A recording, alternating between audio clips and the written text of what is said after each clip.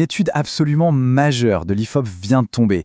Elle dresse un portrait de l'islam en France sur 40 ans. C'est énorme. Aujourd'hui, on va plonger ensemble dans les chiffres de cette enquête pour comprendre une dynamique qui est en train de tout changer. Une fracture générationnelle, vraiment très profonde. Bienvenue sur la chaîne Analyse et Influence. Allez, on commence direct avec un chiffre qui frappe. En 2016, Ipsos demandait aux Français leur estimation de la population musulmane. Réponse moyenne, 31%. 31%. La réalité, mesurée pour cette toute nouvelle étude IFOP, on est à 7%. Ce décalage massif, immense, entre la perception et la réalité, c'est le point de départ parfait pour notre analyse. On plonge donc dans la première partie, les mythes et les réalités chiffrées. On va décortiquer les données, histoire de voir ce qu'elles nous racontent vraiment. Le concept central de cette étude, le mot qui revient tout le temps, c'est celui de réislamisation. Alors qu'est-ce que ça veut dire? L'IFOP le définit comme un phénomène, qu'on voit surtout chez les jeunes, où on observe une intensification de la pratique religieuse et en même temps un durcissement des positions. Tout ça à contre-courant du reste de la société qui, elle, a tendance à se séculariser. Pour mettre les choses en perspective, regardons un peu l'évolution. La population musulmane adulte, elle est passée de 0,5% en 1985 à 7% aujourd'hui. C'est une croissance qui est lente, mais continue. Ça a fait de l'islam la deuxième religion de France, loin, très loin derrière un catholicisme qui, lui, a énormément reculé.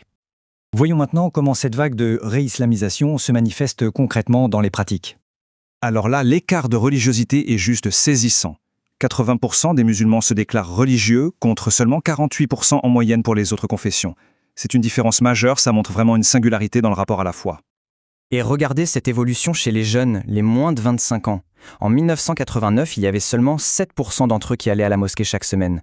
Aujourd'hui, c'est 40%. 40! Cette explosion de la pratique est l'un des signes les plus forts de cette fameuse fracture générationnelle. Et ça ne s'arrête pas là, loin de là.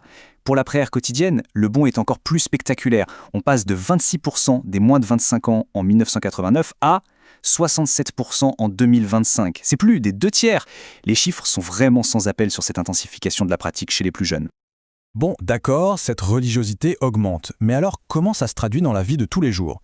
C'est le sujet de notre prochaine partie, les pratiques et les normes sociales. L'un des marqueurs les plus visibles, évidemment, c'est le port du voile. Aujourd'hui, 45% des musulmanes de 18 à 24 ans le portent. C'est presque 1 sur 2 dans cette tranche d'âge. La tendance est spectaculaire. En 2003, juste avant la loi sur les signes religieux à l'école, on était à 16%. Le chiffre a presque triplé en 20 ans. L'étude note que si la motivation religieuse reste bien sûr centrale, il y a aussi de plus en plus une fierté d'appartenance et même un besoin de protection qui sont cités. Un autre point que l'étude met en lumière, c'est ce qu'elle appelle un séparatisme de genre. Concrètement, 43% des musulmans refusent au moins une forme de contact avec le sexe opposé, comme faire la bise ou serrer la main.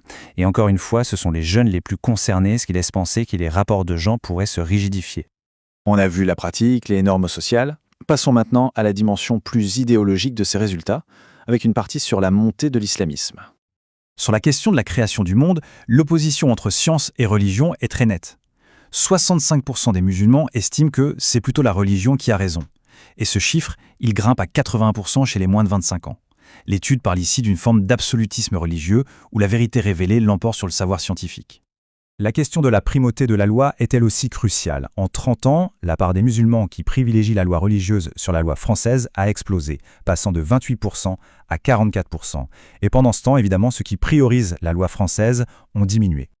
Voilà l'un des chiffres les plus commentés du rapport. En 2025, 38% des musulmans approuvent des positions qualifiées d'islamistes par l'IFOP. Pour être bien clair, l'étude définit ça par l'adhésion à des idées comme la primauté de la loi religieuse sur la loi civile ou une vision très rigoriste des mœurs. Ce chiffre, il a tout simplement doublé depuis 1998, où on était à 19%. L'étude détaille même la sympathie pour différents courants. Et ce qui ressort, c'est la prédominance du frérisme, c'est-à-dire l'idéologie des frères musulmans, qui recueille 24% de sympathie. Les autres courants, plus littéralistes comme le salafisme ou le wahhabisme, suivent, mais de plus loin. C'est une nuance qui est importante pour bien comprendre la nature de cette tendance.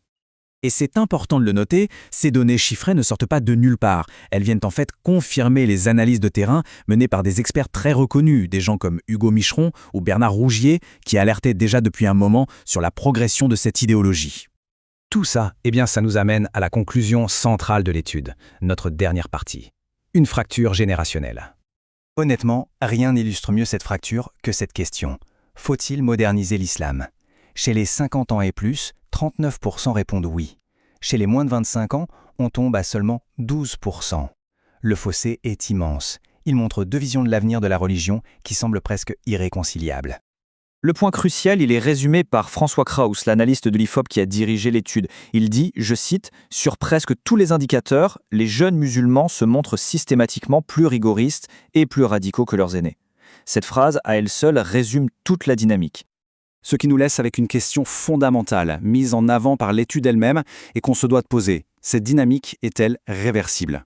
L'enquête suggère que, pour l'instant, rien ne semble pouvoir l'arrêter. C'est une réflexion qui est absolument essentielle pour l'avenir.